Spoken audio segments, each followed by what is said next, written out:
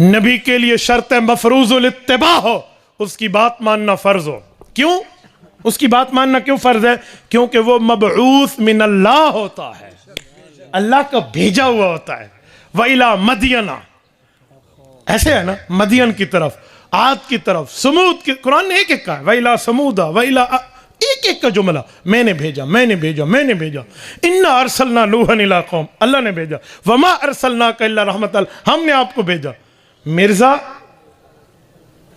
مبعوث من اللہ تو کیا، انگریز کا خود کاشتہ پودا مبعوث من الانجلیز ہے، جسے انگریز نے بھیجا ہے، جو انگریز کی مزعومہ خلافت کاذبہ کے تقویم اور اس کی مضبوطی کے لیے، تمکین کے لیے کام کرتا ہے، اور انگریز کا ٹاؤٹ ہے، اور انگریز کی ٹاؤٹی کرتے ہوئے مرزے نے کہا چھوڑ دو اے دوستو اب جہاد کا خیال، دی کے لیے حرام ہے اب جنگ اور قتال۔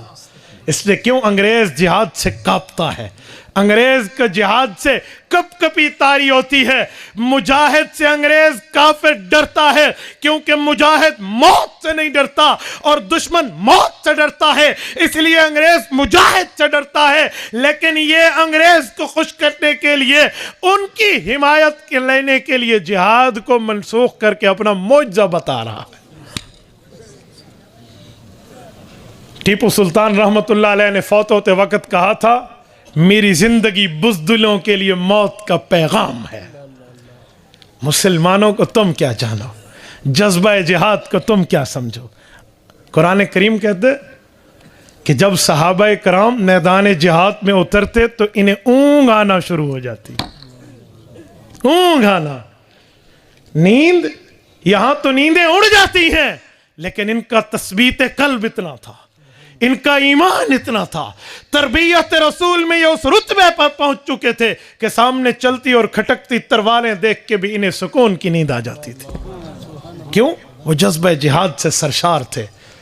وہ کہتے تھے نحن نخرج العباد من عبادت العباد الى رب العباد، ہم وہ لوگ ہیں، حضرت عقبہ بن عامر کے تاریخی گولڈن چین ایک سنہری لفظ ہیں، ہم وہ لوگ ہیں، ہم لوگوں کو لوگوں کی عبادت سے نکال کے لوگوں کو خدا کی عبادت پہ ڈالنے آئے ہیں۔ لیکن مرزے نے اس جہاد کو منسوخ کیا۔ کیا منسوخ ہوا؟ اپنے نظام میں منسوخ کیا، جس کو اللہ کے رسول نے فرمایا کہ سنو یوں نہیں ہوگا، اصابتان من امتی احرضهم اللہ من النار، اصابت تغزو الہند و اصابت تکون مع عیسی ابن مریم۔ میرے رب نے دو جماعتوں کو، دو گروہوں کو، دو طبقوں کو، دو لشکروں کو جہنم سے یوں آزاد کر دیا ہے جیسے پلیتی سے دودھ کو آزاد اور دور کر دیا جاتا ہے، جیسے بعد المشرقین، مشرق اور مغرب کا فاصلہ ہے، ایسے وہ جہنم سے آزاد اور بری ہو چکے ہیں۔ نمبر ایک جو ہندوستان سے جہاد کریں گے، نمبر دو جو حضرت عیسیٰ کے ساتھ ہوں گے علیہ السلام۔ اللہ کے رسول نے فرمایا الجہاد ماضٍ الی یوم القیامہ، یہ تو قیامت تک جاری رہے گا۔ اور قرآن کریم نے ان کے لیے کیا کیا رتبے، مقام، درجے بتائے ہیں، اور مرزا اس کو کہتا ہے جی میں منسوخ کر رہا ہوں۔ کیوں؟ تمہاری ٹانگیں کانپتی ہیں، کیوں؟ تمہیں اپنی موت نظر آتی ہے۔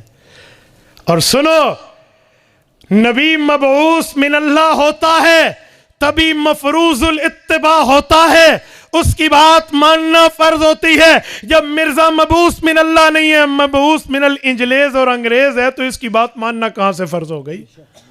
تو یہ نبوت کی چار اجزاء ترکیبیہ ہیں، یہ نبوت کے صفات ہیں، نبوت کے درجات ہیں، رتبات ہیں، مقامات ہیں۔